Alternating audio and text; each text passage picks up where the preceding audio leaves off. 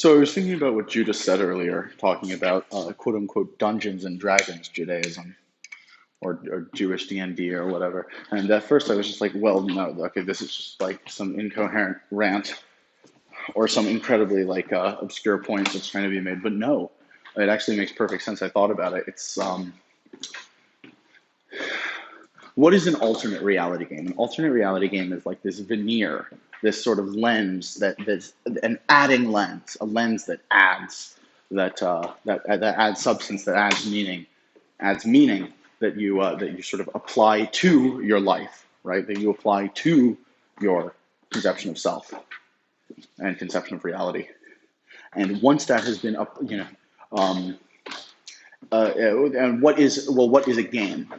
A game is something that a game is something that has a meaning. A game is something that has a. And I sound like a horrible materialist atheist when I say this, granted, but just think about this. A game is something that has a meaning. A game is something that it adds on this additional meaning that isn't necessarily found in reality. So you could collect as many Monopoly tokens as you want, but it doesn't necessarily have an impact in the real world.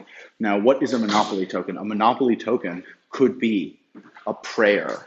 A Monopoly token could be a mitzvah, and so on and so forth. Just an idea. I'm not necessarily sure I'm right about this, but you can even see like when Spengler writes about the Magian people, he describes it as like, oh, it's this world of like enchanted amulets and this kind of great. It's almost like he's talking about is some sort of game, right? And so here I am thinking about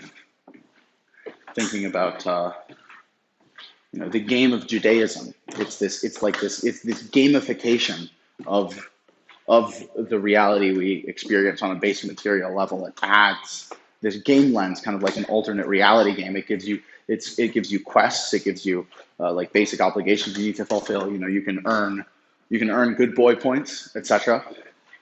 You have the people giving you the quest. You have like the people you go to get your quests from, and so on and so forth.